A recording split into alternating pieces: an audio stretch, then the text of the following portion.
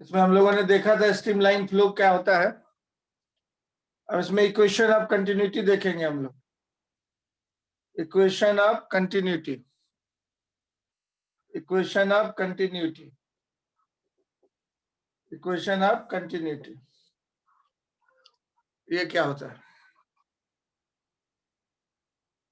तो मान लीजिए कि स्ट्रीमलाइन फ्लो है किसी पाइप के थ्रू, और ये पाइप है, उसका क्रॉस सेक्शन एक दिखाया गया है, और ये इनलेट है, वो आउटलेट है। यहाँ से फ्लूइड इन कर रहा है, इधर से फ्लूइड निकल रहा है। ये इनलेट है, इन कर रहा है फ्लूइड, और ये आउटलेट है, यहाँ से फ्लूइड निकल रहा है। मान लीजिए लिक्विड इन कर रहा है और लिक्विड निकल रहा है किसी पाइप के थ्रू। तो स्ट्रीमलाइन फ्लो है तो कोई भी लाइन से एक दूसरे को कट नहीं करें। इसमें रेड इंक डाल दिया तो रेड इंक वाला पार्टिकल ऐसे जा रहा है, ग्रीन वाला ऐसे जा रहा है, ब्लू वाला ऐसे जा रहा है। कोई भी एक दूसरे को कट नहीं कर रहा है। लाइंस कभी एक दूसरे को कट नहीं करेंगे, स्ट्रीमलाइन फ्लो। तो अब क्या है, लाइंस कभी एक दूसरे को कट नहीं करेंगे। कैसा फ्लो है? स्ट्रीमलाइन फ्लो, सारा स्ट्रीमलाइन फ्लो, सारा स्ट्रीमलाइन फ्लो है। फ्लूइड लाइंस फ्लो कर रहे हैं इस तरह से, एक दूसरे को कट नहीं कर रहे हैं। और किसी एक सेक्शन पे जो वेलोसिटी है, ये सेक्शन ए बोल दिए, या सेक्शन 1 मान लीजिए, और ये सेक्शन 2 है मान लीजिए, है ना। तो यहाँ पे ऑल टाइम, किसी भी टाइम में 12 बजे हो, 2 बजे हो, 3 बजे हो, हमेशा वेलोसिटी इसका v1 है, और यहाँ पे हमेशा वेलोसिटी इसका v2 है। एरिया ऑफ क्रॉस सेक्शन कम है, ऐसे है। किसी टाइम t पे ये सीन है। अब थोड़ा सा टाइम बीतेगा तो ये लेयर आगे बढ़ेगा, ये फ्लूइड का पार्टिकल जो है आगे बढ़ेगा, बी चला जाएगा बी डैश पे, ए चला जाएगा ए डैश पे, ये इस तरह से आगे बढ़ा। ए वाला सेक्शन चला गया ए डैश पे, बी वाला सेक्शन चला गया बी डैश पे। ये टी टाइम पे था, ये T plus D T time पे। थोड़ा सा टाइम बीता तो T plus D T time पे ऐसा हो गया, आगे बढ़ गया फ्लूइड। तो एरिया ऑफ क्रॉस सेक्शन यहाँ पे जो है, इस पाइप का मोटाई वो A1 है। यहाँ पे एरिया ऑफ क्रॉस सेक्शन जो है A2 है। A1 A2 क्या है? Area of cross section, area of cross section of pipe at section 1, इसको सेक्शन 1 बोले थे।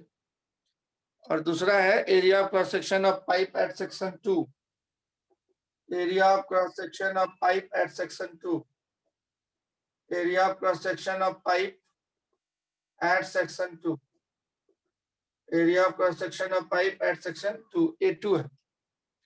और इसमें लिक्विड फ्लो कर रहा है, ये ए या सेक्शन 1 बोलिए चाहे ए सेक्शन बोलिए, टी टाइम में था वहां।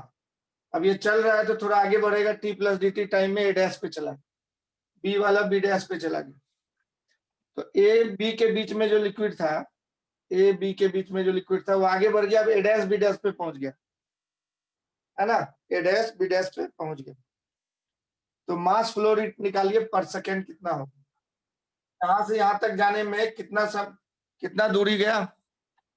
तो यहां से यहां तक जाने में कितना दूरी गया उसको देखिए और बताइए मेरे को कि यहां से लेके 1 से लेके ए से लेके ए डैश में गया तो कितना दूरी गया। स्पीड कितना था v1, स्पीड कितना था v1 इंटू टाइम है dt। तो डिस्टेंस जो लिखिएगा इसका ds1 या dx1 बराबर v1 इंटू dt, इतना डिस्टेंस ये ट्रेवल किया। और इसमें कितना गया, dx2 इक्वल टू, यहाँ पे स्पीड कितना था फ्लूइड का v2 इंटू dt। इस तरह से ds1 और ds2 हम लोग निकाल दिए, डिस्प्लेसमेंट हो गया इतना। छोटा सा टाइम लिए हैं तो इतना दूर तक में वेलोसिटी को कांस्टेंट माने। अब इसका एरिया था A1 इस पाइप का, और ये dx डिस्प्लेसमेंट गया है। इस सेक्शन का वॉल्यूम बोलिए कितना हो गया, volume flow rate A1 into dx1 volume हो गया, A1 इंटू dx1 यहाँ का वॉल्यूम हो गया। अब लिक्विड का डेंसिटी यहाँ पे अगर ρ1 है और इस सेक्शन पे ρ2 है, मान लिया कोई गैस जा रहा है, गैस फ्लो कर रहा है, फ्लूइड की बात कर रहे हैं, फ्लो ऑफ फ्लूइड्स लिखे हैं, गैस भी हो सकता है, तो डेंसिटी ρ1 है, वहां ρ2 है, तो ये वॉल्यूम हो गया A1 into dx, area of cross section into length volume. इसका वॉल्यूम निकालना है आपको, ऐसे था, इस तरह का सेक्शन, इसका वॉल्यूम क्या होगा, area of cross section into length volume होगा। इसका वॉल्यूम कितना होगा, area of cross section into length volume होगा। अब इसमें डेंसिटी से मल्टीप्लाई कर देंगे ρ1 से, तो ये वॉल्यूम इंटू डेंसिटी मास हो गया, और डिवाइडेड बाय टाइम कर देंगे हम लोग, अगर या रहने दीजिए, ऐसे डिवाइडेड बाय टाइम कर देंगे, तो यहां से यहां तक जाने का टाइम dt था, इसको बोलते हैं mass flow rate at section 1। क्या बोले, मास फ्लो रेट मतलब KG per second at section 1, mass flow rate at section 1, ये हो गया dm/dt एट सेक्शन 1 हो गया, dm/dt एट सेक्शन 1 हो गया। कैसे निकाले, फिर से देखिए, वॉल्यूम इंटू डेंसिटी मास हो गया, और डिवाइडेड बाय टाइम कर दिए तो मास फ्लो रेट हो गया। वॉल्यूम इंटू डेंसिटी मास हो गया, डिवाइडेड बाय टाइम कर दिए तो मास फ्लो रेट हो गया। उसी तरह से mass flow rate at section 2 निकालिए, mass flow rate at section 2, liquid flow कर रहा है, ये dt टाइम में, ये a से b से b डैश चला गया था dt टाइम में, तो 1 सेकंड में कितना होगा मास फ्लो रेट, तो इसका area of cross section A2 है, area of cross section A2 है, और वेलोसिटी था v2, तो dx2 हो गया v2 dt। इसका वॉल्यूम क्या बोलिएगा, एरिया ऑफ क्रॉस सेक्शन और इनटू लेंथ वॉल्यूम हो गया, एरिया ऑफ क्रॉस सेक्शन हो गया A2 और लेंथ हो गया dx2, ये वॉल्यूम हो गया, इनटू डेंसिटी, यहाँ पे लिक्विड का ρ2 है, तो वॉल्यूम इनटू डेंसिटी मास हो जाता है, और डिवाइडेड बाय टाइम करेंगे तो मास फ्लो रेट बोलेंगे, मास फ्लो रेट dm/dt हो गया, dm/dt एट सेक्शन 2 हो गया, dm/dt एट सेक्शन 2। तो इक्वेशन ऑफ कंटिन्यूटी कहता है कि किसी भी पाइप में अगर लिक्विड फ्लो करेगा या गैस फ्लो करेगा तो मास फ्लो रेट सेम होगा, मास फ्लो रेट सेम होगा। फ्रिक्शन नेग्लेक्ट कर रहे हैं, ये जो पाइप फ्रिक्शन लगा रहा है उसमें, उसको नेग्लेक्ट किया, विस्कस नहीं है liquid, mass flow rate same रहे। तो हम लोग इक्वेशन ऑफ कंटिन्यूटी को लिखेंगे, mass flow rate at section 1 बराबर mass flow rate at section 2, उसी को हम लोग यहाँ पे डाल देते हैं। इक्वेशन ऑफ कंटिन्यूटी कहता है, इक्वेशन ऑफ कंटिन्यूटी कहता है mass flow rate at section 1, mass flow rate at section 1, mass flow rate at section 1 बराबर mass flow rate at section 2, mass flow rate at section 2, mass flow rate at section 1 बराबर mass flow rate at section 2। तो mass flow rate section 1 पे क्या निकाले, dm/dt eight section 1 बराबर dm/dt eight section 2। ये t time पे liquid A पे था, और t प्लस dt में A डैश पे चला गया था, t टाइम में BP था, t प्लस dt में B डैश पे चला गया था लिक्विड, तो यही मास फ्लो रेट लिखा हुआ है, दोनों को बराबर कर दीजिए।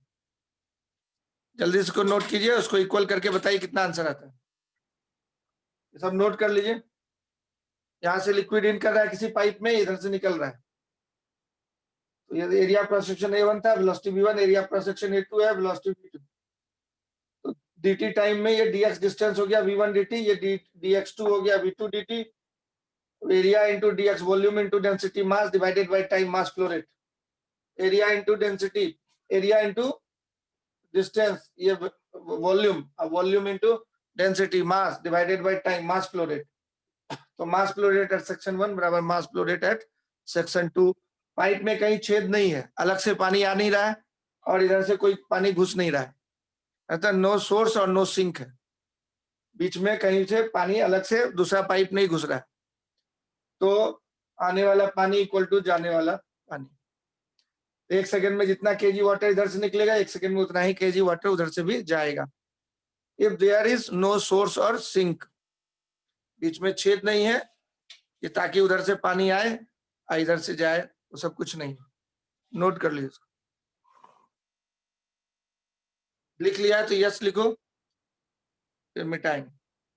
यही वाला वैल्यू वहां पे डाल दो।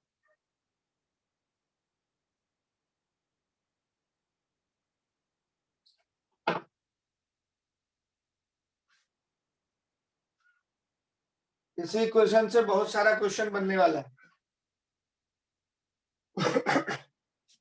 तो क्या है question? Rho 1 into A1 into dx1 by dt, rho 2 into A2 into dx2 by dt। अब dx1 को हम लोग क्या बोलते थे? v1 dt। और dx2 को क्या बोलते थे हम लोग? v2 dt और डिवाइडेड बाई dt। ये dt dt कट जाए, तो इसका मतलब तो रो 1 A1 V1 बराबर रो 2 A2 V2। इसी को मास फ्लो रेट बोलते हैं, dm बाई dt। ये हो गया केजी पर सेकेंड। दोनों सेक्शन से मास फ्लो रेट सेम होगा, इसी को बोलते हैं equation of continuity. Equation of continuity, this is known as equation of continuity. तो ये एक इक्वेशन प्रॉब्लम बनाने के लिए बहुत ही यूजफुल है। अब हम लोग इनकम्प्रेसिबल लिक्विड मान के पढ़ते हैं, तो लिक्विड्स इनकम्प्रेसिबल होता है। तो फॉर इनकम्प्रेसिबल फ्लूइड या लिक्विड बोले, सेक्शन 1 पे जितना डेंसिटी होगा सेक्शन 2 पे भी वही डेंसिटी होगा। तो then equation of continuity become, equation of continuity will B,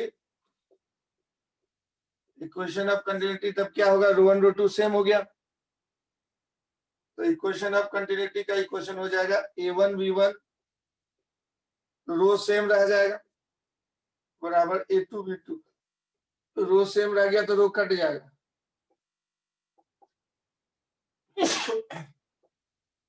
A1 V1 equal to A2 V2। इसका यूनिट निकालिएगा तो मीटर स्क्वायर, अब मीटर पर सेकंड। ये वॉल्यूम फ्लो रेट कहलाता है। ये कहलाता है वॉल्यूम, मतलब एक जगह अगर पाइप का एरिया कम होगा तो वेलोसिटी वहां से लिक्विड ज्यादा निकलेगा। तो गांव में पंपिंग सेट से खेत पटाया जाता है, तो कभी कभी आप स्नान करने जाते हैं मुंडी लगा के ऐसे, तो क्या बोलते हैं भैया को, थोड़ा पाइप पतला लगा दीजिए भैया, दूर तक फोर्स मारेगा, दूर तक जाएगा उड़ करके। तो जैसे ही उस पाइप में पतला पाइप लगाते हैं खूब दूर तक पानी जाता है, एरिया कम कर देंगे तो वेलोसिटी बढ़ जाएगा। तो इसको बोलते हैं volume flow rate is constant. ये कहलाता है volume flow rate, meter cube per second meter. Volume flow rate, अगर डेंसिटी सेम है तो वॉल्यूम भी कांस्टेंट हो जाएगा। Volume flow rate is constant. Volume flow rate का ही दूसरा नाम होता है डिस्चार्ज। डिस्चार्ज इंजीनियरिंग कॉलेज में इसको यूज करते हैं, उसको क्यू से लिखते हैं। Discharge is constant. डिस्चार्ज का मतलब क्या हो गया? रो बी, मतलब AB area of cross section into velocity, metre cube per second को डिस्चार्ज बोलते हैं। 1 सेकेंड में कितना मीटर क्यूब लिक्विड निकला किसी पाइप से, वो डिस्चार्ज कहलाता है, उसको क्यू से लिखते हैं। ए इंटू वी को डिस्चार्ज बोलते हैं, तो Q1 इक्वल टू Q2 हो गया। यही इक्वेशन ऑफ कंटिन्यूटी है कि डिस्चार्ज कांस्टेंट होगा अगर इनकम्प्रेसिबल लिक्विड जाएगा, और लिक्विड कंप्रेसिबल है तो भी मास फ्लो रेट सेम होगा। रो 1 A1 V1 बराबर रो 2 A2 V2। अब हम लोग रो सेम मान के पढ़ते हैं लिक्विड के लिए, इसलिए ये इक्वेशन रिड्यूस होकर जाता है A1 V1 equal to A2 V2। इसको नोट कर लीजिए जल्दी से और एक बार पढ़ भी लीजिए। इसको नोट कर लीजिए और एक बार पढ़ भी लीजिए। 2 मिनट में रट्टा मार लीजिए।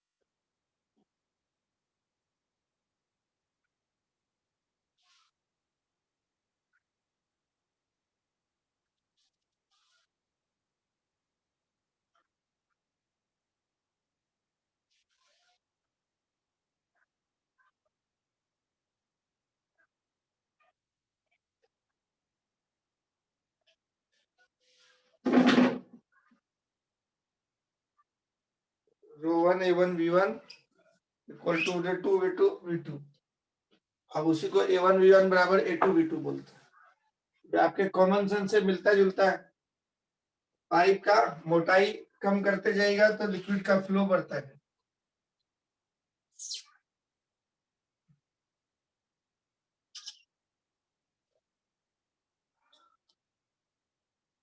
अब इसमें जैसे क्वेश्चन दिया है आपको, जो है एससी वर्मा में क्वेश्चन देख लीजिए, उससे आपको आइडिया मिल जाएगा कि कैसा क्वेश्चन है और इससे क्या बनेगा। बहुत सिंपल है और समझ जाइएगा तो आराम, आपको मजा आएगा बनाने में। इसमें क्वेश्चन दिया है कि देवप्रयाग में, गढ़वाल यूपी में है देवप्रयाग, एट देवप्रयाग यूपी में एक जगह है,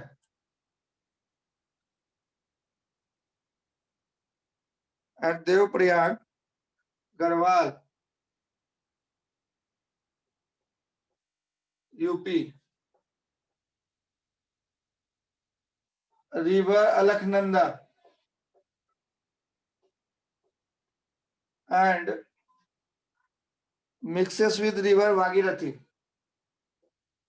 mixes with river Bhagirathi, Alaknanda और भागीरथी दोनों मिक्स करता है, भागीरथी, and becomes गंगा, उसी को गंगा बोलते हैं, रिवर गंगा। अलकनंदा भागीरथी का वहां पे मिलन होता है और गंगा रिवर बन जाती है। Suppose Alaknanda has a width of 12 metre, 1 metre आपका एक पैर होता है, मान लीजिए कि इतना 12 मीटर चौड़ा है। And Bhagirathi has a width of 8 metre, width of 8 metre, मान लीजिए, मानने के लिए बोल रहे हैं। And Ganga has a width of 16 metre, has a width of 16 metre, 16 meter. Assume that the depth of water is same in 3 rivers. Assume that the depth of water is same. Water is same in 3 rivers. गहराई बोला है, सब में same है, बहुत गहराई होगा, तीनों में सेम है। Let the average speed of water in, let the average speed of water in Alaknanda is, उसमें मान लीजिए कि 20 किलोमीटर पर आवर से अलकनंदा में वाटर फ्लो कर, एंड इन भागीरथी भी 16 kilometre, and in Bhagirathi is 16 kilometre, 16 kilometre per hour. Find the average speed of water in the river Ganga, find the average speed of water in river Ganga, water in river Ganga.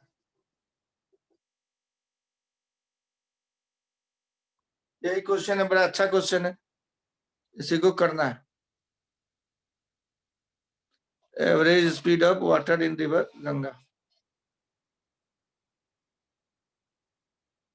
चलिए question लिख लिए हैं तो yes comma okay लिखिए, इसको हम लोग solve करें। अलकनंदा और भागीरथी देवप्रयाग में मिल करके गंगा बना रही, गढ़वाल यूपी में।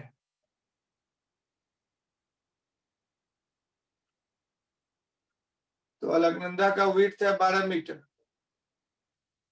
12 मीटर दिया हुआ था, और भागीरथी का युद्ध है ए बी 8 मीटर, और जी गंगा बनाती है 16 मीटर। वेलोसिटी इसमें दिया हुआ है 20 किलोमीटर पर आवर, ये 16 किलोमीटर पर आवर। तो इसमें वेलोसिटी आपसे गंगा में पूछा जा रहा है, यही सवाल हुआ। डाटा हम लोग नोट कर लिए। तो आप क्या करेंगे, देखिए एक रफ डायग्राम हम बनाते हैं। इधर से जो है भागीरथी आ रही है और इधर से जो है अलकनंदा आ रही है।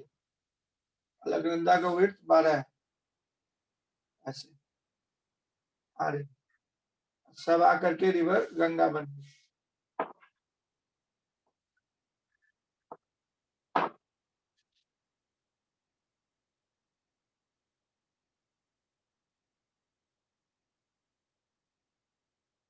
ये गंगा बन गई इस तरह से। अब डेप्थ जो है कह रहा है कि गहराई जो है नीचे सबका सेम है, जितना गहराई, ये गहराई होगा नीचे रिवर का, वो सबका सेम कह रहा है ना। तो गहराई जो है ऑलमोस्ट सेम, रिवर का गहराई सेम, रिवर का गहराई सेम, ऐसा बोल रहा है क्वेश्चन। तो गहराई सेम हुआ तो कुछ इस तरह का गहराई आप दिखा सकते हैं, आप समझने के लिए।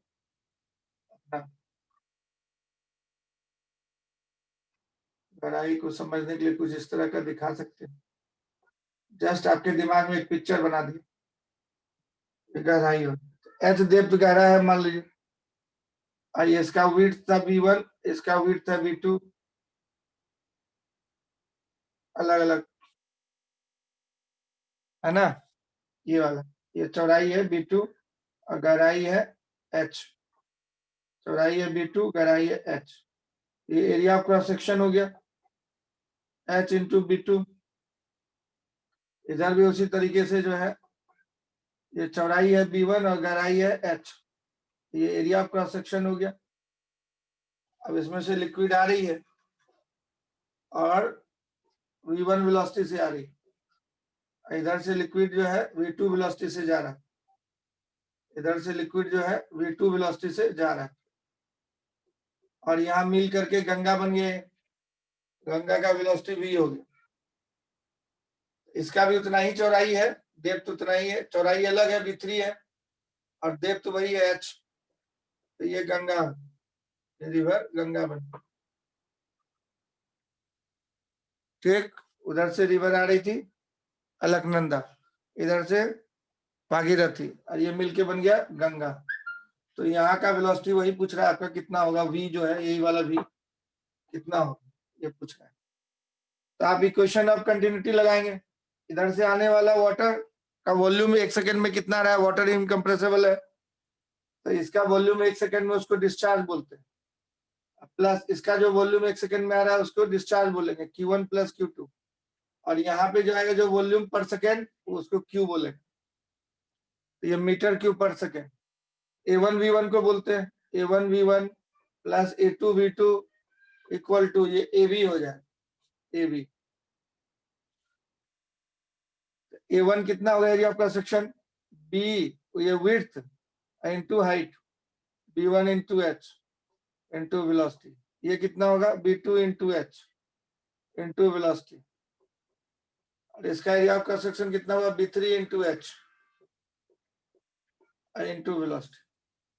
तो H हर जगह का सेम था तो कट गया, तो इसका मतलब विड्थ हो गया पहले का इंटू वेलोसिटी, विड्थ हो गया दूसरे का इंटू वेलोसिटी, विड्थ हो गया तीसरे का इंटू वेलोसिटी। अब विड्थ आपको दिया हुआ है इसका 12 मीटर, वेलोसिटी दिया था 20, इसका विड्थ दिया था 8 मीटर, वेलोसिटी दिया था 16, इसका विड्थ दिया था 16 मीटर, वेलोसिटी पूछ रहा है। तो वेलोसिटी आ जाएगा 12 इंटू 20 240 और प्लस 16 इंटू 8 128 बाई 16, ये हो गया 863 बाई 16। अब ये निकल जाएगा 23 किलोमीटर पर, 23 kilometre, this is 23 kilometre per hour. समझ में आया कहानी। A1 V1 plus A2 V2 बराबर AB, इक्वेशन ऑफ कंटिन्यूटी लगा। इधर से जितना मीटर क्यूब वाटर आ रहा था 1 सेकंड में, इधर से आ रहा था, दोनों मिलके निकल गए। आ गया सर। दूसरा क्वेश्चन। यस, अब क्वेश्चन 2 देखते हैं हम लोग। क्वेश्चन 2 देखते हैं। क्वेश्चन 2, दूसरा क्वेश्चन देखिए। कह रहा है एक पाइप है और पाइप का डायमेंशन यहाँ ज्यादा था और ये स्मूथली मुड़ गया। डायमेंशन ज्यादा था और ये स्मूथली मुड़ गया, पतला हो गया पाइप उधर जाके। ये पाइप है और यहाँ पे ये मुड़ गया। इस तरह से दोनों पाइप बनाया हुआ है।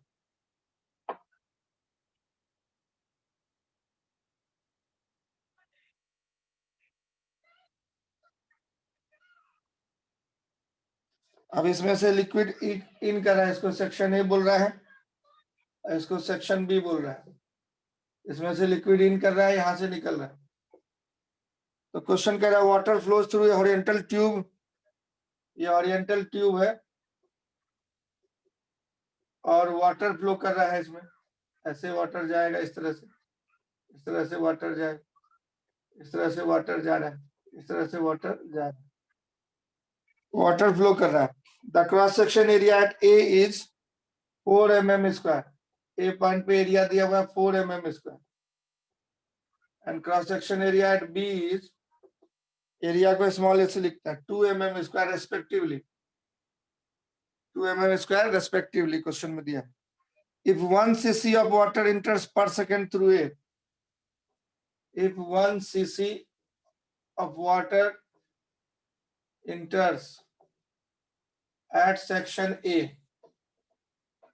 ये बोल रहा है 1 cc वाटर इंटर कर रहा है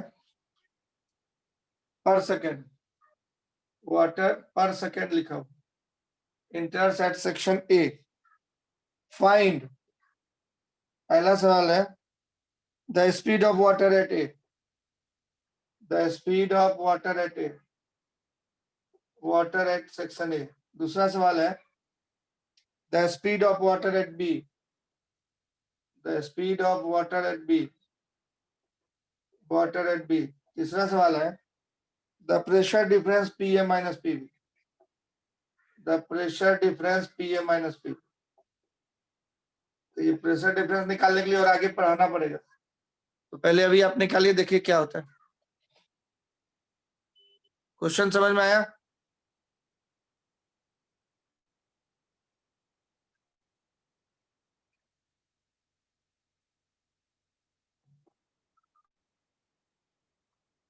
यस, बनाइए। तो 1 cc का मतलब होता है क्यूबिक सेंटीमीटर। 1 cc का मतलब होता है 1 क्यूबिक सेंटीमीटर, 1 सेंटीमीटर क्यूब। अब 1 सेंटीमीटर को 10 पावर माइनस 2 मीटर बोलते हैं, उसको क्यूब कीजिएगा 10 पावर माइनस 6 मीटर क्यूब है। पर सेकेंड दिया हुआ था, इसका मतलब ये डिस्चार्ज दिया हुआ है सर। ये जो दिया हुआ 1 cc पर सेकेंड का मतलब डिस्चार्ज दिया हुआ, उसको डिस्चार्ज बोलते हैं। वॉल्यूम फ्लो रेट या डिस्चार्ज, दो नाम है इसका। वॉल्यूम फ्लो रेट, कितना वॉल्यूम 1 सेकेंड में फ्लो कर रहा है, या डिस्चार्ज क्यू बोलिए, या वी बाई टी भी बोलते हैं, capital V by T. Volume flow rate आपको दिया हुआ है क्यू इक्वल टू 1 cc पर सेकेंड, मतलब हो गया 10 power minus 6 metre cube per second. अब इक्वेशन ऑफ कंटिन्यूटी जानते हैं आप, इक्वेशन ऑफ कंटिन्यूटी जानते हैं कि डिस्चार्ज हर जगह सेम रहता है। A1V1 बराबर A2V2 बराबर डिस्चार्ज हो गया। यहाँ पे जितना मीटर क्यूब पर सेकेंड पानी जाएगा उतना ही यहाँ से निकलेगा metre cube per second. Discharge same रहेगा, तो वेलोसिटी एरिया चूंकि अलग अलग है तो वेलोसिटी अलग अलग हो जाए, वेलोसिटी अलग अलग, वेलोसिटी को स्मॉल वी से लिखते हैं। एरिया यहाँ का A1 हो गया, ए हो गया, यहाँ का AB हो गया। तो अब डिस्चार्ज दिया हुआ है, यहाँ पे वेलोसिटी पूछ रहा है, एरिया दिया हुआ है तो नहीं निकल जाएगा। फर्स्ट इक्वल टू सेकेंड कर देंगे, तो फर्स्ट इक्वल टू सेकेंड करेंगे तो VA निकल जाएगा। Area of section A velocity at section A, area at section B, velocity at section B. तो v आपका हो जाएगा q by area of section A, ऐसे। तो q दिया हुआ था 10⁻⁻6 मीटर क्यूब पर सेकेंड, और एरिया यहाँ पे दिया हुआ है आपका 4 mm स्क्वायर। 1 mm को बोलते हैं 10⁻³ मीटर का स्क्वायर कीजिएगा। 4 mm स्क्वायर था आपका, mm को मीटर में बदल देंगे, तो 4 × 10⁻⁻6 मीटर स्क्वायर। तो 4 × 10⁻⁻6 मीटर स्क्वायर कट जाएगा, तो मीटर पर सेकंड बच जाएगा इन डायमेंशन। 1/4 मीटर पर सेकंड हो गया वेलोसिटी। यही आंसर हो गया ए। उसी तरह से बी पे निकालिए। अब Q इक्वल टू AB कर दीजिएगा, सेकेंड इक्वल टू थर्ड कीजिए, second part equal to third part, इसको थर्ड पार्ट बोल रहे हैं, तीनों बराबर है। तो वेलोसिटी एट सेक्शन बी बराबर क्या हो जाएगा, डिस्चार्ज बाय एरिया, कितना आ जाएगा? डिस्चार्ज दिया था 10⁻⁻6, एरिया हो गया 2 × 10⁻⁻6 मीटर स्क्वायर। कितना हो जाएगा discharge? 10⁻⁻6 metre cube per second, और ये कितना है? 2 × 10⁻⁻6 मीटर स्क्वायर पर सेकेंड, मीटर स्क्वायर। तो मीटर पर सेकेंड बच जाएगा, हाफ हो गया मीटर पर सेकेंड। समझ में आए दोनों, यस और नो?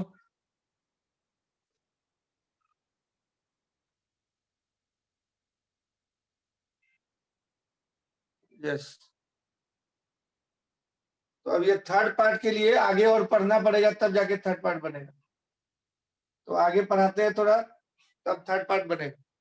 प्रेशर को कैसे रिलेट करेंगे वेलोसिटी के साथ, तो उसके लिए आगे पढ़ना पड़ेगा। तो देखते हैं, आगे देखते हैं। इसको मिटा दें, यस और नो? क्वेश्चन को, थर्ड वाला पार्ट को यहीं छोड़ देते हैं, और थ्योरी पढ़ लेते हैं, तब जाके उसको बना पाएंगे, और आगे पढ़ना पड़ेगा।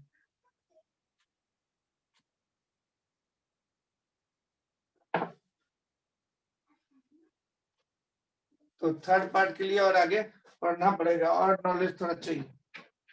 प्रेशर को कैसे रिलेट करें, तो किसी फ्लूइड का जो फ्लो देखते हैं हम लोग पाइप के थ्रू,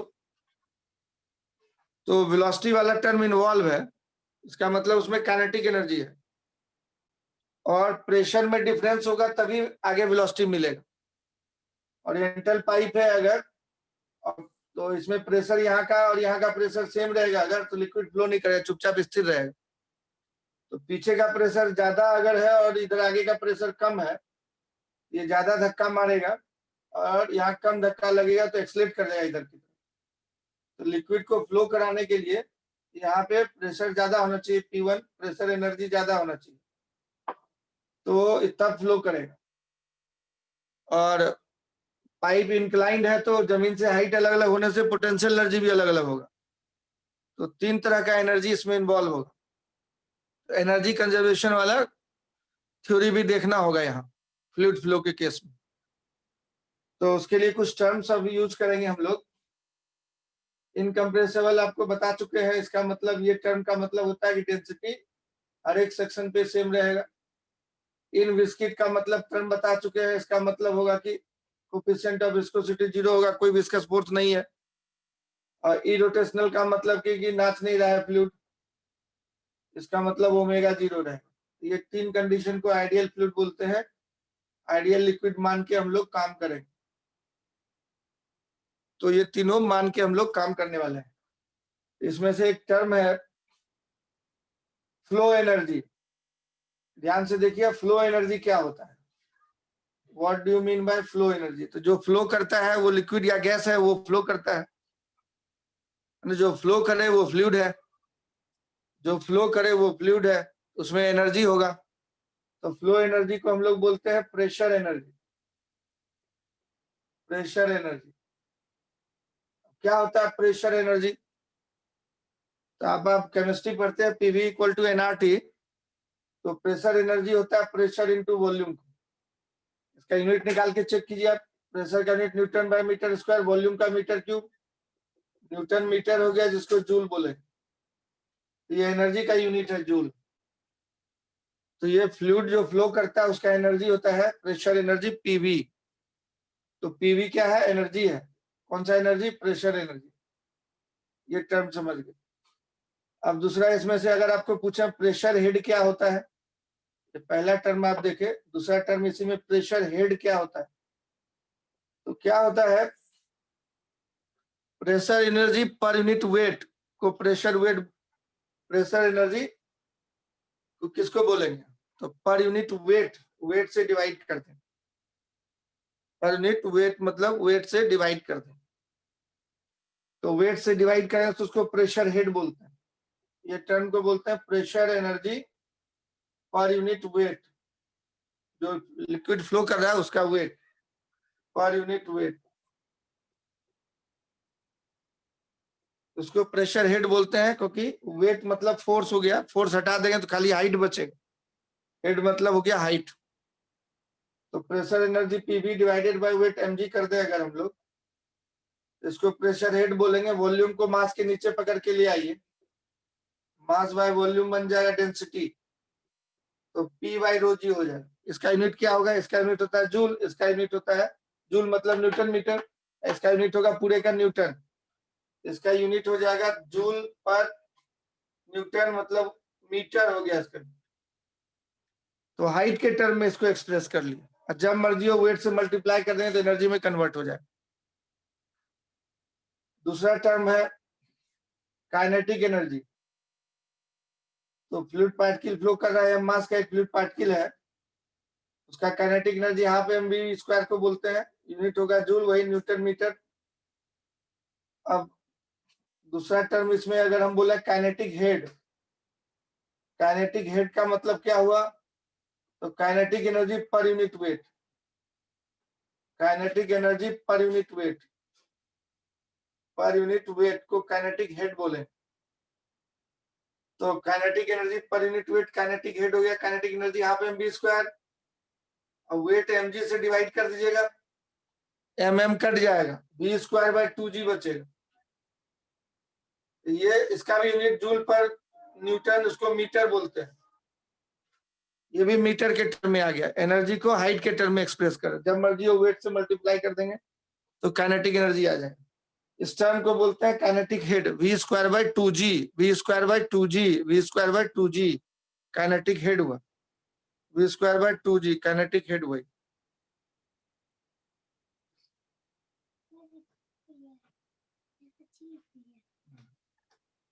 काइनेटिक हेड हुआ।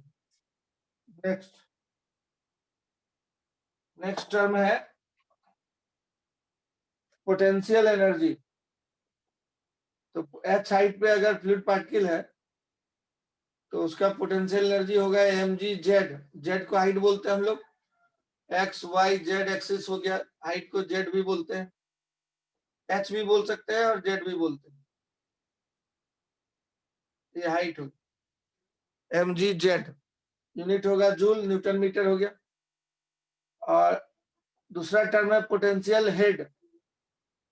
तो पोटेंशियल हेड का मतलब हो गया potential energy per unit weight, potential energy per unit weight. तो mg जेड बाय mg कर देंगे तो जेड खाली बचेगा, जेड मतलब मीटर हो गया, हाइट हो गया। तो तीनों का डायमेंशन, ये kinetic head, pressure head, potential head, तीनों का डायमेंशन एल हो जाएगा, सब मीटर के टर्म में एक्सप्रेस की।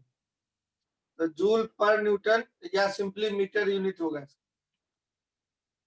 तो mg वाला फैक्टर कॉमन कटा दिए अगर, तो सब हाइट के टर्म में बनता है। एनर्जी में से mg वाला फैक्टर, वेट वाला फैक्टर कटा दिए तो बच जाएगा सब हाइट के टर्म में।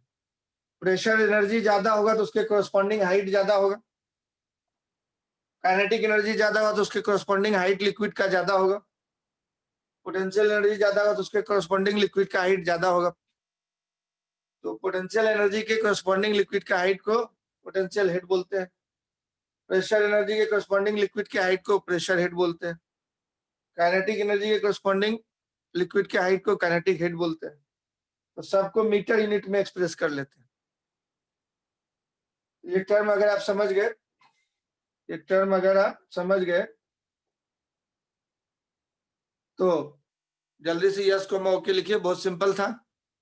एनर्जी पर यूनिट वेट को एनर्जी हेड बोलते हैं। तो 3 तरह का एनर्जी हेड होगा लिक्विड जब फ्लो करेगा, तो kinetic head, potential head, pressure head. Kinetic head, potential head, pressure head, 3 तरह का टर्म। हो सकता है कि आपके बुक में नहीं लिखा हो pressure head, potential head, kinetic head. Higher classes में इंजीनियरिंग कॉलेज में जाइएगा तो यही टर्म यूज करेंगे हम लोग। तो बहुत सिंपल था, हम यहाँ बता दिया। तो जरा देखिए, एक थ्योरम है बर्नौलीज थ्योरम, और उन्होंने बर्नौलीज साहब ने जो है हम लोगों को बताया कि अगर आइडियल फ्लूइड फ्लो कर रहा है, आइडियल का मतलब जो है बर्नौलीज थ्योरम में जो है आइडियल फ्लूइड का मतलब होता है कि इनविस्किड हो। इनविस्किड हो मतलब विस्कस फोर्स नहीं हो, और विस्कस फोर्स नहीं हो, और इनकम्प्रेसिबल हो। इनकम्प्रेसिबल हो मतलब डेंसिटी हर सेक्शन पे कांस्टेंट हो, और रोटेट नहीं करे फ्लूइड। इसका मतलब स्टेडी फ्लो करे, स्ट्रीमलाइन फ्लो। तो बर्नौली साहब ने थ्योरम दिया था, ये एक्चुअली एनर्जी कंजर्वेशन का सिंपल रूप है। सबसे जनरल कंडीशन लेते हैं एनर्जी कंजर्व रहता है, वो नेवियर स्टोक्स इक्वेशन कहलाता है। उसमें हीट एनर्जी और फ्रिक्शन फोर्स के चलते जो एनर्जी बर्बाद हो रहा था वो सब भी कंसीडर करते हैं। पाइप में लिक्विड फ्लो करेगा तो उसके सरफेस से रगड़ाएगा, फ्रिक्शन वगैरह भी कंसीडर करते हैं। यहाँ पे हम लोग फ्रिक्शन नेग्लेक्ट करते हैं, फ्लूइड को आइडियल मान लेते हैं, रोटेशन नेग्लेक्ट करते हैं, और हम लोग जो है विस्कस फोर्स नेग्लेक्ट करते हैं, वही फ्रिक्शन फोर्स हो गया, वो सब नेग्लेक्ट करते हैं। वॉल और लिक्विड के बीच में या गैस के बीच में जो फोर्स होता है उसको फ्रिक्शन नहीं बोल के विस्कस बोलते हैं। और दो सॉलिड अगर सरफेस एक दूसरे के करस्पॉन्डिंग रिलेटिवली टकराता है, सरफेस कांटेक्ट में आता है और स्लाइडिंग टेंडेंसी होता है, तब उसको फ्रिक्शन बोलते हैं। पाइप सॉलिड है और इसमें लिक्विड पार्टिकल या गैस पार्टिकल के सरफेस से रगड़ा के जा रहा है, रिलेटिव मोशन हो रहा है, तब वहां जो फोर्स अपोजिंग फोर्स होता है उसको विस्कस फोर्स बोलते हैं, फ्रिक्शन नहीं बोल के विस्कस। तो उन सारे फोर्सेस को नेग्लेक्ट करके आइडियल कंडीशन है ये। क्या कहता है ये थ्योरम कि अगर आइडियल फ्लूइड फ्लो कर रहा है पाइप में, तो किसी भी सेक्शन पे, पाइप के किसी भी सेक्शन पे प्रेशर एनर्जी, काइनेटिक एनर्जी और पोटेंशियल एनर्जी का सम टोटल कांस्टेंट होगा। मतलब pressure head, potential head, kinetic head constant होगा, का सम टोटल कांस्टेंट होगा। तो फॉर इनकम्प्रेसिबल, ये आपके स्कूल एग्जाम के लिए सबसे हॉट क्वेश्चन है, हर साल पूछता ही पूछता है, very important for your school exam. ये क्वेश्चन पूछेगा ही पूछेगा लॉन्ग टाइप, ठीक है। बर्नौलीज थ्योरम स्कूल एग्जाम के लिए खास है। For incompressible comma inviscid and irrotational flow of fluid,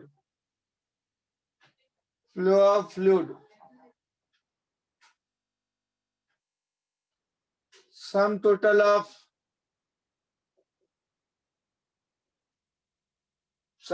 of pressure head या प्रेशर एनर्जी लिखें, comma potential energy and kinetic energy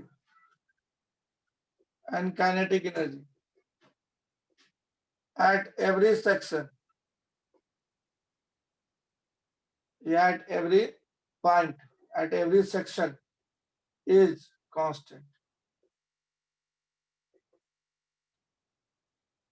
incompressible होना चाहिए मतलब डेंसिटी सेम हो, इनविस्किड होना चाहिए मतलब विस्कस फोर्स नहीं हो, इरोटेशनल होना चाहिए मतलब रोटेशनल स्पीड फ्लूइड का नेग्लेक्ट करते हैं, sum total of pressure energy, potential energy, kinetic energy at every section is constant.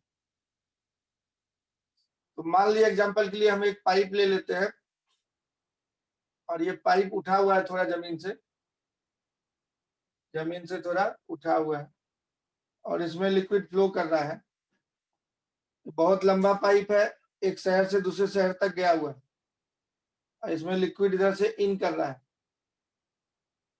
और यहां से लिक्विड बाहर निकल रहा है, यहां से लिक्विड बाहर निकल रहा है, ये आउट हो रहा है,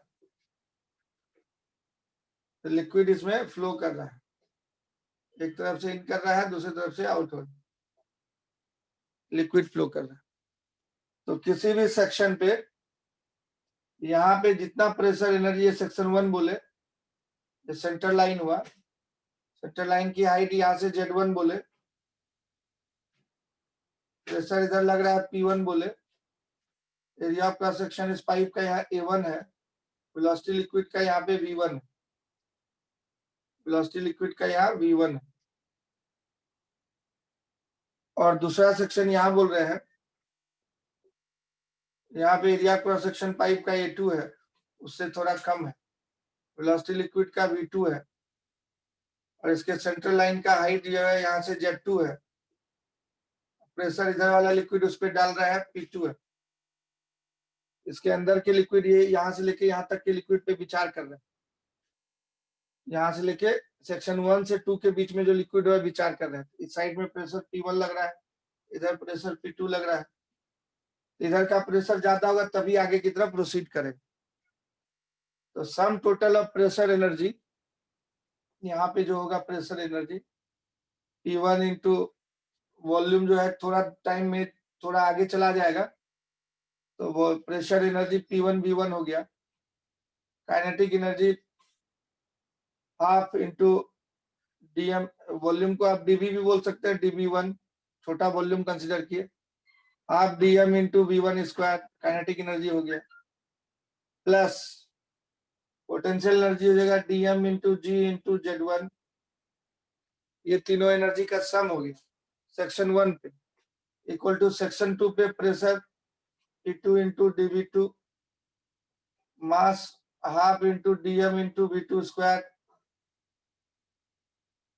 यहाँ पे थोड़ा सा टाइम अलाउ किए थे तो DM1 मास बोल सकते हैं, DM2 बोल सकते हैं, यहाँ का मास थोड़ा टाइम अलाउ किए dt टाइम, तो थोड़ा आगे जाएगा तो DM2 मास हुआ इतने सेक्शन का, और प्लस हाइट इसकी Z2 है तो DMG Z2, DMG Z2, उधर जगह नहीं है तो इधर लिख देते हैं P1 dV1 वॉल्यूम हो गया,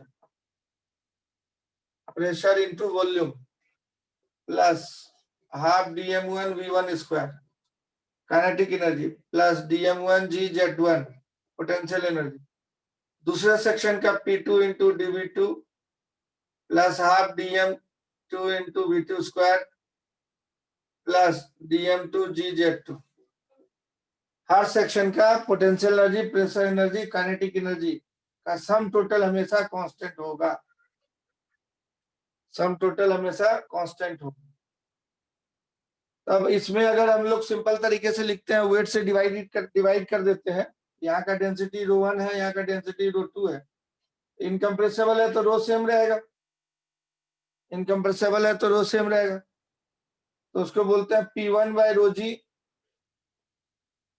plus Z1 plus V1 square by 2g, ये प्रेशर हेड हो गया, ये पोटेंशियल हेड हो गया, ये काइनेटिक हेड हो गया, बराबर P2 बाय ρg, वेट से हर तरफ डिवाइड कर दिया, वेट से तो DM से डिवाइड कर दिया हर जगह,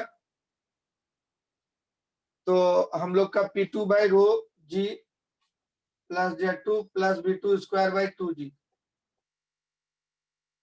हर जगह डिवाइड कर दी है ना। तो मास जो है dt टाइम में दोनों तरफ मास फ्लो पर सेकेंड सेम रहता है ना, इसमें इक्वेशन ऑफ कंटिन्यूटी लगता है, इसलिए dm1 बाय dt1 बराबर dm2 बाय dt2 होगा, मास फ्लो रेट हमेशा सेम होता है, इसलिए यहाँ पे dm हर जगह सेम लिख सकते हैं आप, मास फ्लो रेट सेम होता है तो dm से डिवाइड कीजिएगा तो dm बाय dv1 को ρ1 बोलते हैं, और ρ1 ρ2 भी आप सेम मान रहे हैं, तो वॉल्यूम भी यहाँ पे सेम अमाउंट लेंगे, मास फ्लो रेट सेम होगा और डेंसिटी भी सेम है, तो आप बोल सकते हैं कि A1 V1 A2 V2 होता है, तो ऐसे लिख सकते हैं।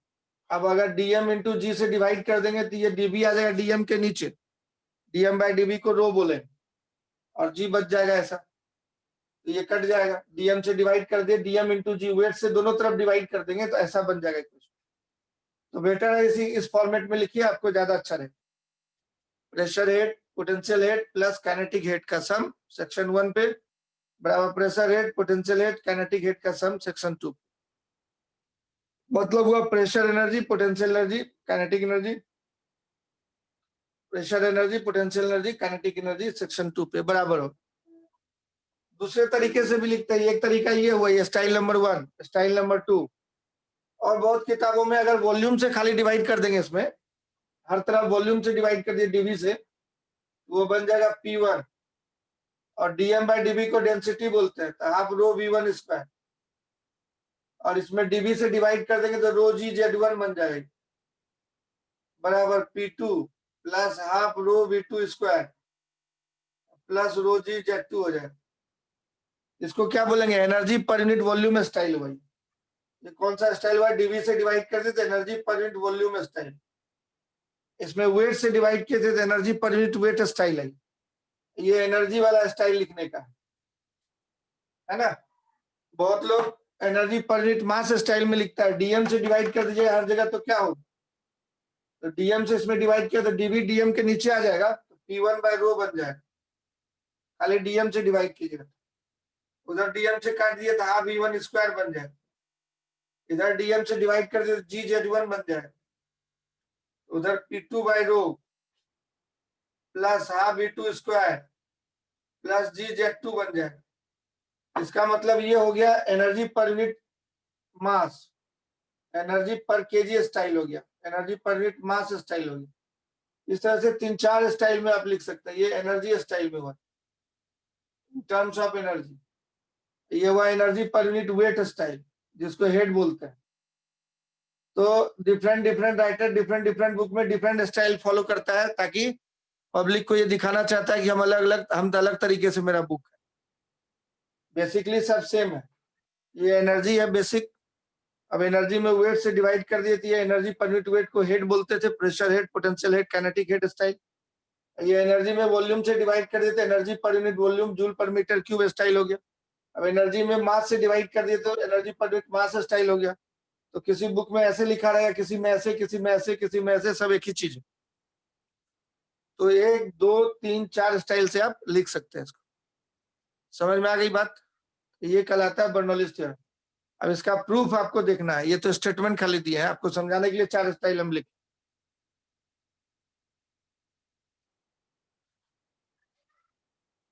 4 स्टाइल लिखे। अब इसका डेरिवेशन करना होगा, कैसे ये pressure energy kinetic energy potential energy head constant होता है। तो जिसमें वेलोसिटी वाला टर्म है उसको बोलते हैं काइनेटिक हेड, और हाइट और प्रेशर को स्टैटिक हेड बोलते हैं। इन दोनों को मिला के स्टैटिक हेड बोला है। P1 बाय रो जी प्लस Z1 को बोलते हैं स्टैटिक हेड, और जिसमें वेलोसिटी वाला टर्म है उसको काइनेटिक हेड भी बोला जाता है। तो सिंपल सा कहानी यह है कि किसी पाइप में अगर इनकम्प्रेसिबल, इनविस्किड और इरोटेशनल लिक्विड फ्लो कर रहा है, तो हर सेक्शन पे pressure energy kinetic energy potential energy का सम कांस्टेंट होगा। मतलब बेसिकली ये एनर्जी कंजर्वेशन बता रहा है आइडियल केस में।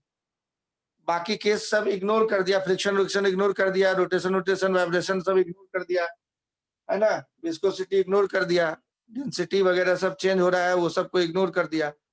तो बोला कि एनर्जी 3 तरह का एनर्जी बचेगा, pressure energy kinetic energy potential energy, उसका सम कांस्टेंट। बाकी कोई लॉस नहीं हो रहा है, एनर्जी का कोई लॉस नहीं हो रहा है। तो बेसिकली ये एनर्जी कंजर्वेशन पे बेस्ड है। Bernoulli's theorem is based on energy conservation. Note कर लिया है, इसको रहने दे, मिटा दे। समझ गया, नहीं समझा पूछ लो।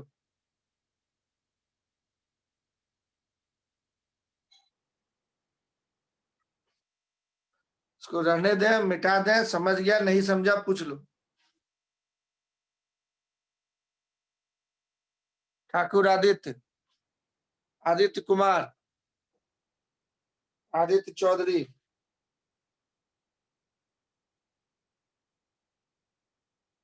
सूरज,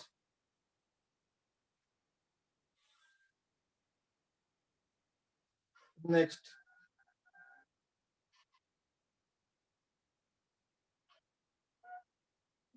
जरा देखो इसका प्रूफ देखते हैं कि बोर्ड एग्जाम तुम्हारा, बोर्ड नहीं मतलब 11 का फाइनल एग्जाम के लिए एक हॉट क्वेश्चन, इसका प्रूफ देखते हैं। वर्क एनर्जी प्रिंसिपल पे हम लोग इसको डील करेंगे, तो थोड़ा लंबा प्रूफ होगा, एक एक करके समझ जाएगा आराम से, तो दिक्कत नहीं है। तो ये पाइप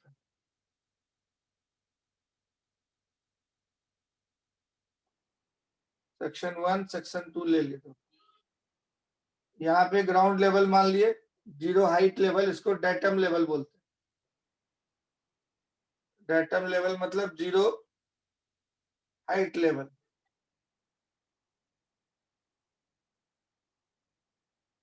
जीरो हाइट लेवल या zero potential energy level,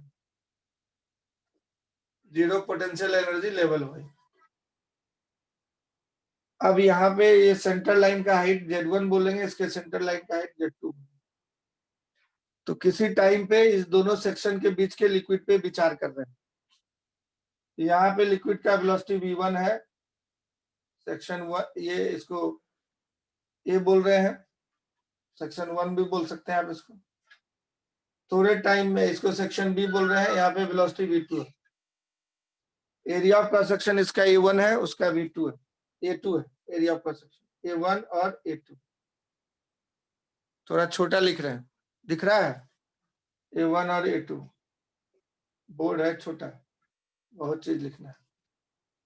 velocity V1 और V2, V1 और V2, वेलोसिटी V1 और V2।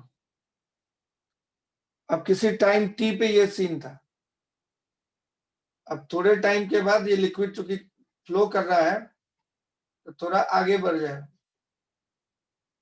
और पहुंच जाएगा A डैश पे। ये टाइम लगा t प्लस dt। एक इक्वेशन ऑफ कंटिन्यूटी वाला बनाएंगे, सबसे पहला इक्वेशन वही हो। अब ये t टाइम पे यहाँ था, थोड़े टाइम के बाद ये आगे बढ़ जाए, बहुत थोड़ा दूरी आगे बढ़ेगा, थोड़ा फैला के हम बना रहे हैं ताकि तुमको दिखे। ये बी डैश पे चला गया, ए चला गया ए डैश पे, बी चला गया बी डैश, ए चला गया ए डैश पे, बी चला गया बी डैश। तो इस दूरी को हम लोग बोलेंगे, बहुत छोटे टाइम dt में गया, dt लिखे हैं, ये जो डिस्टेंस होगा dx1 v1 इंटू dt, और ये लिक्विड जो चला गया यहाँ तक, ये डिस्टेंस होगा dx2, छोटे टाइम में वेलोसिटी कांस्टेंट बोलेंगे v2 इंटू dt। अब हाइट इसकी है Z1, Z2 हाइट है इसकी जमीन से, इसकी हाइट यहाँ से Z1 है जमीन से, और प्रेशर यहाँ पे ज्यादा है पीछे से, और लिक्विड जो यहाँ प्रेशर लगा रहा है इस पॉइंट पे सेक्शन 2 पे प्रेशर E2 कम है, इसी की हाइट Z2 है, आपको दिखाया हुआ। इसके अंदर में ये लिक्विड फ्लो कर रहा है, पूरे पाइप में लिक्विड फ्लो कर रहा है, ज्यादा लिक्विड नहीं डाल रहे हैं, गंदा हो जाएगा पिक्चर ऐसा। तो सारा चीज दिखा दिया गया। अब सबसे पहले इक्वेशन ऑफ कंटिन्यूटी बनाएंगे, इक्वेशन ऑफ कंटिन्यूटी बनाएंगे। तो मास फ्लो रेट निकालिए, सबसे पहला पार्ट। इक्वेशन ऑफ कंटिन्यूटी से हम लोग जानते थे मास फ्लो रेट कांस्टेंट होगा, मास फ्लो रेट कांस्टेंट होगा, mass flow rate at section 1 बराबर mass flow rate at section 2 at every section is constant, mass flow rate at every section is constant, मतलब same होगा। जब same होगा तो dm bye dt section 1 पे, dm bye dt section 2 पे, दोनों same होगा, तो उसका नाम देते हैं dm बाय dt। दोनों तरफ सेम ही है तो अलग अलग नाम देने की जरूरत नहीं है। तो यहाँ पे बोलो dm बाय dt कितना हुआ, कितना मास हुआ dt टाइम में फ्लो किया, dm यहाँ का निकालो, तो volume into density, density rho है लिक्विड का हर जगह, तो वॉल्यूम होगा area of cross section into ये distance, area of cross section A1 है और डिस्टेंस हो गया V1 dt, ये हो गया वॉल्यूम इंटू डेंसिटी मास हो गया। और डिवाइडेड बाय dt हो गया। दूसरे सेक्शन पे बोलो A2 इंटू डिस्टेंस, वॉल्यूम बन जाएगा V2 into dt। A2 into ये डिस्टेंस हो गया volume into density mass divided bye dt, ऐसा होगा। तो ये dt हर जगह से कटा देते हैं हम, और यहां से हम लोग लिख लेते हैं रो, दोनों में कॉमन था, रो कॉमन लेके dm के नीचे ले आते, तो dm बाय रो बन जाएगा हमारा A1 V1 dt बराबर A2 V2 dt। ये इक्वेशन 1 हो गया। dm बाय रो को बोल दिए A1 V1 dt बराबर A2 V2 dt। ऐसे भी बोल सकते थे, ये dt कट गया यहाँ,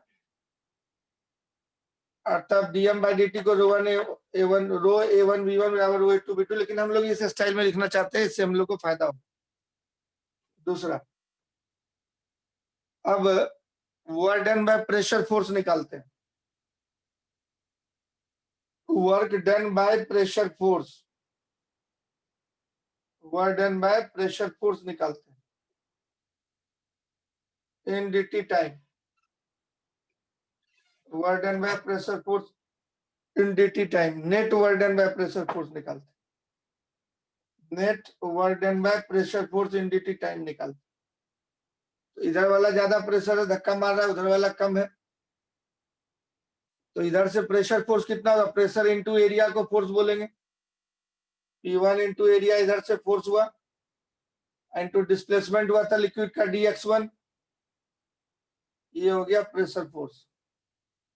और दूसरा वाला जो प्रेशर है ये इधर से लग रहा है, P2 इंटू एरिया हो गया उसका A2 फोर्स, इंटू डिस्प्लेसमेंट इधर है, इसका फोर्स लग रहा है इधर, डिस्प्लेसमेंट है इधर, 180 डिग्री हो जाए, into dx2 into cos 180 degree.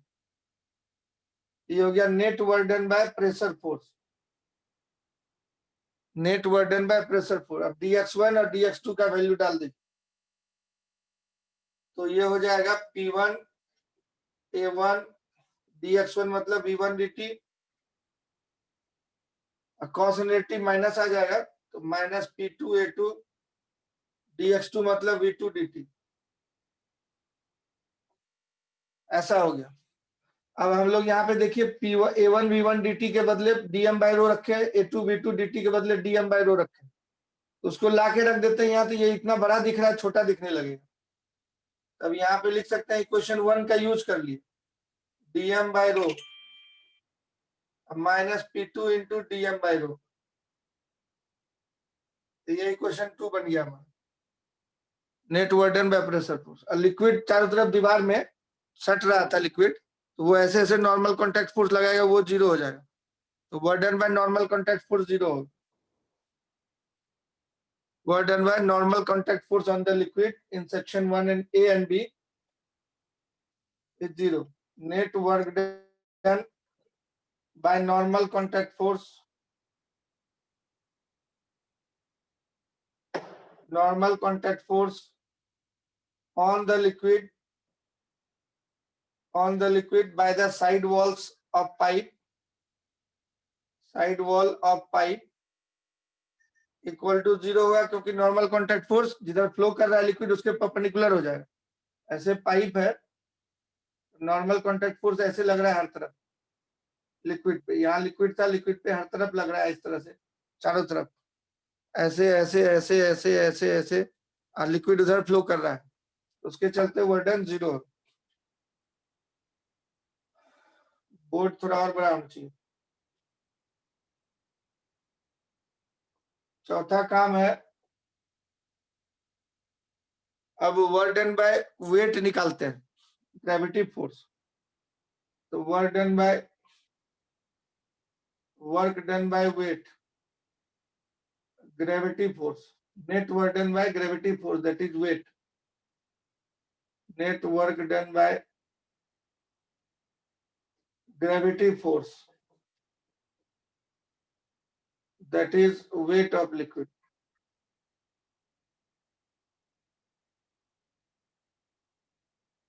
तो work done by gravity force, weight के चलते वर्क डन जो है वेट कंजर्वेटिव फोर्स है, वेट क्या है? कंजर्वेटिव फोर्स है। वेट क्या है? कंजर्वेटिव फोर्स है। तो वर्क डन बाय वेट को बोलते थे change in negative change in gravitational potential energy. तो ये बराबर हो जाएगा negative change in gravitational potential energy, negative change in gravitational potential energy, negative change in gravitational potential energy, negative change in gravitational potential energy, negative change in gravitational potential energy. तो potential energy में change आपको निकालना है। तो शुरू में section था आपका ए और बी के बीच में लिक्विड था, बाद में ए डैश बी डैश में चला गया डीटी टाइम में, है ना? डीटी टाइम में ही सब काम कर रहे हैं। पहले लिक्विड क्या था? ए बी के बीच में फंसा हुआ लिक्विड था, अब खिसक गया ये, इधर ए डैश और उधर बी डैश, ए डैश बी डैश पे चल गया। तो माइनस, तो पोटेंशियल एनर्जी जो हम लोग लिख देते हैं इसका बी बी डैश का फाइनल वाला चेंज इन पोटेंशियल एनर्जी जब लिखना है तो अब माइनस ए डैश का इनिशियल वाला, नेगेटिव चेंज इन पोटेंशियल एनर्जी हो जाएगा। फाइनल वाला पोजीशन हो गया था A dash B dash, A dash B dash हो गया था, ये ए डैश बी डैश हो गया। इनिशियल वाला था ए बी, ऐसे लिखना है। तो ए डैश बी डैश का जो पोटेंशियल एनर्जी है, और पहले ए बी था, पहले ऐसे था लिक्विड ए बी में, अब ये खिसक गया, ऐसे हो गया, ए डैश बी डैश में हो गया, लिक्विड खिसक गया। तो आप इसको जो है माइनस पहले अंदर डाल देते हैं, potential energy A B section के बीच का।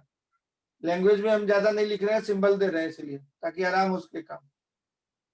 तो ये माइनस को अंदर घुसा देंगे तो ए बी सेक्शन का potential energy minus A dash B dash section का पोटेंशियल एनर्जी आप लोग को करना है, जरा ध्यान दीजिएगा इधर। अब ए बी को हम लोग तोड़ के लिख सकते हैं A dash plus A dash B का पोटेंशियल एनर्जी।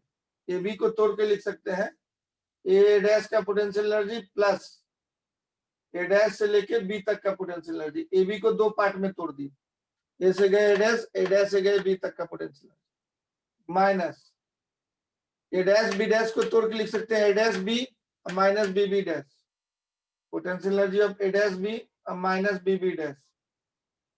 तो नतीजा क्या होगा? ये ए डैश बी जो कॉमन फैक्टर था ए डैश बी वाला, दोनों से कट जाए। तो चेंज इन पोटेंशियल एनर्जी हम लोग निकाल रहे थे, decrease in potential energy, A dash minus B B dash कर देंगे तो काम हो जाए। तो ए डैश के बीच का potential energy minus B B dash के बीच का पोटेंशियल एनर्जी कर देंगे तो work done by gravitational force चला है। अब ए डैश का पोटेंशियल एनर्जी बताइए, इसका मास यहाँ पे है, बहुत छोटा सा लेयर सरका है, तो इसके बीच में फंसा हुआ मास निकालना होगा आपको। तो वो डीएम निकाल ही चुके थे, ये लिखा हुआ है डीएम ऊपर में, इंटू जी इंटू जेड, हाइट यहाँ से Z1 है। तो चलिए इसका मास कितना है उसके बीच में फंसा हुआ, इसके बीच का मास कितना होगा? वॉल्यूम इंटू डेंसिटी, वॉल्यूम है A1 इंटू ये वाला B1 dt, ये वॉल्यूम हो गया, इंटू डेंसिटी मास हो गया, इंटू जी इंटू Z1 हो गया। इसकी हाइट जमीन से कितनी है? Z1, DMG Z1, और इसका हाइट है Z2 बीबी डैश का। इसके बीच का मास बोलिए, उसके बीच का मास बोलिए कितना है, जल्दी बोलिए।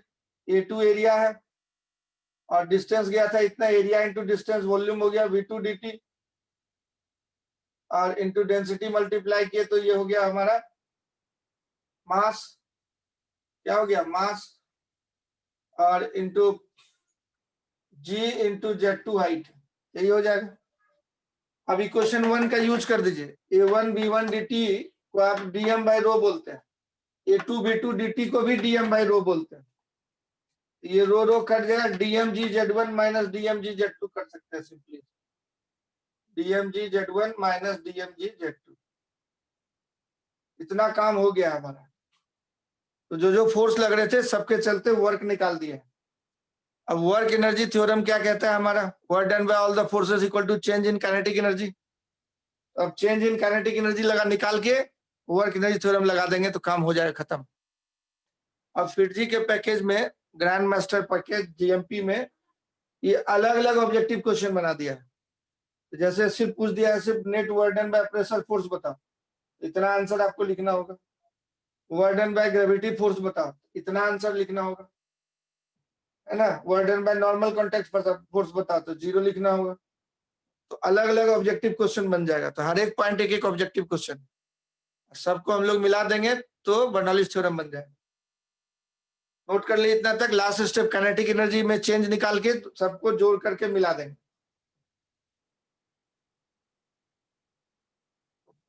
यहां तक समझने में कोई दिक्कत, कोई प्रॉब्लम यहां तक समझने में?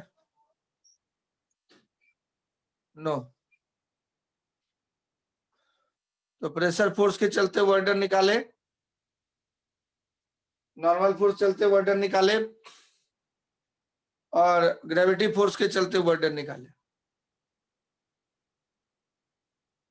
ये डेफिनेशन होता था, work done by gravity force equal to negative change in gravitational potential. चलिए यहां तक हो गया। अब लास्ट स्टेप हम लोग को लिखना है, तो इसको हम जगह खाली कर रहे हैं, थोड़ा जगह चाहिए मेरे को। बाद में आपसे जो पूछेंगे आप नोट कर लिए, बताइए। तो बोर्ड बड़ा रहता तो सब एक ही में आ जाता, बोर्ड छोटा है।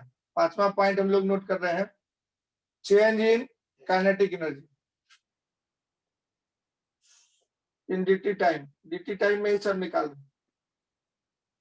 तो चेंज इन काइनेटिक एनर्जी निकालेंगे तो फाइनल वाला energy A dash B dash पे चला गया था।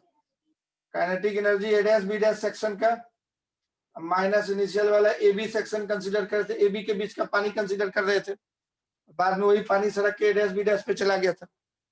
इसको भी ए डैश बी डैश को हम लोग बोल सकते हैं A dash B plus B B dash, इसको बोल सकते हैं A dash B plus B B dash, और ए बी को बोल सकते हैं तोड़ के A dash plus A dash B, A dash plus A dash B. तो ये जो है आपका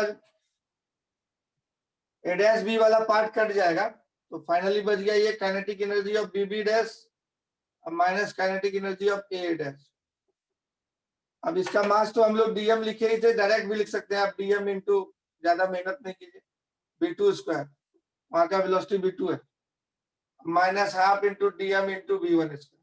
सबको डी1 के टर्म में लिख दिए फटाफट। इस सेक्शन का मास डीएम, उधर का भी डीएम, मास फ्लो रेट सेम था, डीटी टाइम में कंसीडर कर रहे हैं, तो चूंकि मास फ्लो रेट सेम होता है इसलिए डीएम बाई डी सेम होगा। तो अब हम लोग कर देते हैं अप्लाई, छठा point, apply work energy principle या theorem. Work energy theorem, work energy theorem क्या कहता था? लास्ट स्टेप, तो work done by all the forces, कौन कौन सा फोर्स था यहाँ पे? तो ग्रेविटी फोर्स था, प्रेशर फोर्स था, और नॉर्मल रिएक्शन फोर्स था, equal to change in kinetic energy. यही हो गया चेंज इन काइनेटिक एनर्जी। अब work done by pressure force आप कितना निकाले थे? अब बोलिए, आपके बोलने का बारी। तो कितना लिखे थे work done by pressure force? हम मिटा दिए, P1 into DM by rho लिखे थे, minus P2 into DM by rho लिखे थे। Work done by pressure force इतना ही था, यस या नो खाली लिखो। Work done by pressure force. अब वर्क डन बाय वेट लिखना है, तो वर्क डन बाय वेट हम लोग लिखे थे DM G Z1 minus DM G Z2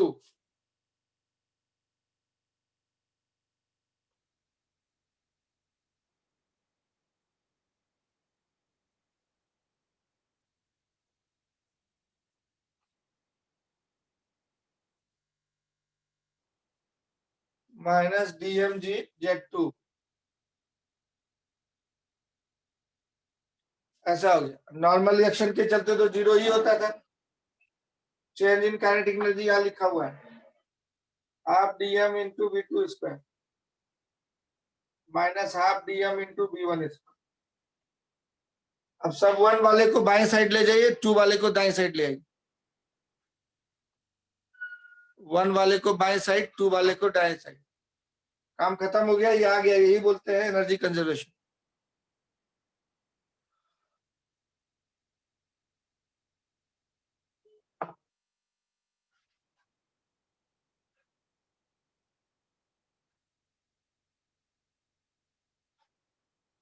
तो फाइनल हो गया हमारा, 1 वाले को एक साइड कर लेते हैं।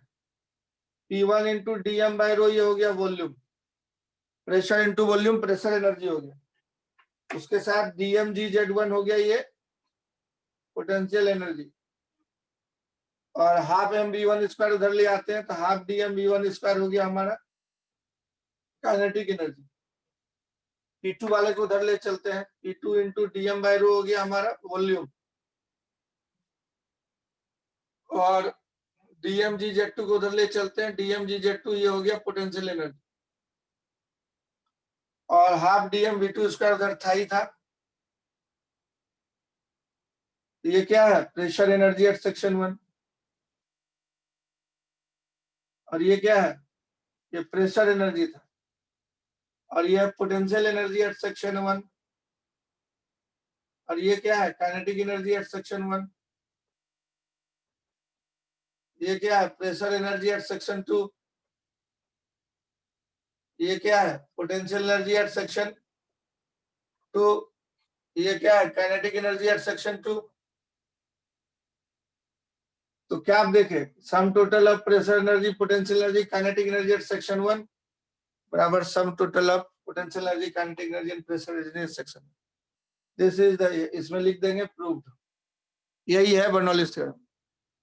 अब इसमें डीएम अगर आप डीएम बाई जी से डिवाइड, अगर डीएम से डिवाइड कर दिया तो ये क्या बन जाएगा, P1 by row plus GZ1 plus half V1 square, उधर क्या हो जाएगा, P2 by rho plus GZ2 plus half V2 square, ये हो गया जूल पर केजी स्टाइल, वो हो गया जूल के स्टाइल। अब डीएम बाई रो पूरा होता है वॉल्यूम, डीएम बाई रो से कटा दीजिए तो बचेगा P1, पूरा वॉल्यूम गायब हो गया। डीएम बाई रो से डिवाइड कर देते रो GZ1 हो जाएगा, डीएम बाई रो से डिवाइड कर देंगे तो हाफ रो बी स्क्वायर हो जाएगा। इधर भी डीएम बाई रो से डिवाइड कर दें तो खाली P2 बचेगा, उधर डीएम बाई रो से डिवाइड कर दें रो GZ2 बचेगा, डीएम बाई रो से डिवाइड कर दें तो हाफ रो B2 स्क्वायर हो जाएगा, half rho B square. Dm by rho से डिवाइड कर दिए तो रो ऊपर चला गया, ये हो गया joule per metre cube style. This is joule per metre cube style. अब अगर हम लोग जो है डीएम इंटू जी से डिवाइड कर देते हैं वेट से, उसको प्रेशर हेड बोलते थे, P1 by rho G, DM into G है, डीएम इंटू जी वेट हो गया, उससे डिवाइड कर दें तो जी नीचे लटक जाए, प्लस उधर डीएम इंटू जी कट गया, Z1 बचा, इसको बोलेंगे V1 स्क्वायर बाई 2G, और ये P2 बाई रो जी हो जाए, और ये Z2 खाली बचेगा, और ये V2 स्क्वायर बाई 2G हो जाए। ये हो गया एनर्जी हेड स्टाइल, जूल पर न्यूटन मतलब मीटर स्टाइल। इसी को हम लोग बोलते थे pressure head, potential head, kinetic head, pressure head, potential head, kinetic head, ये चारों स्टाइल में बर्नौलीज थ्योरम लिखा हुआ, इसी को बोलते हैं प्रूफ। समझ में आया, यस और नो? तो कोई भी स्टाइल लेकर के आप प्रॉब्लम बना सकते हैं।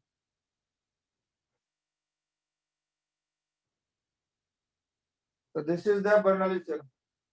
अब पिछला सवाल आप अपने से सॉल्व कर सकते हैं, सॉल्व करके लेगा। प्रेशर डिफरेंस बोला था, इस पाइप में जो सवाल बनाए थे अभी थोड़ी देर पहले, यहाँ का प्रेशर यहाँ के प्रेशर में अंतर, ओरिएंटल पाइप था तो जेड दोनों सेम हो जाएगा, Z1 Z2 सेम हो जाएगा, वेलोसिटी यहाँ का पता था V1, यहाँ का पता था V2, तो ये कोई भी फॉर्मेट लगा दीजिए आप, कोई भी फॉर्मेट इसमें से लगा दीजिए, यही फॉर्मेट लगा दीजिए, आपका काम हो जाए। तो यहाँ का प्रेशर P1 मान लीजिएगा, यहाँ का प्रेशर P2 मान लीजिएगा, है ना, कोई भी फॉर्मेट लगा दीजिए, Z1 Z2 कट जाएगा, V1 V2 के टर्म में P1 माइनस P2 आ जाएगा। ठीक है, बन जाएगा क्वेश्चन, जो पिछला क्वेश्चन था उसको सॉल्व करके आप मिलाइएगा, आंसर देखिए कितना आता है आपके HCB का क्वेश्चन। ठीक है, इतना ही रहता है, नेक्स्ट क्लास में और डिस्कस करें।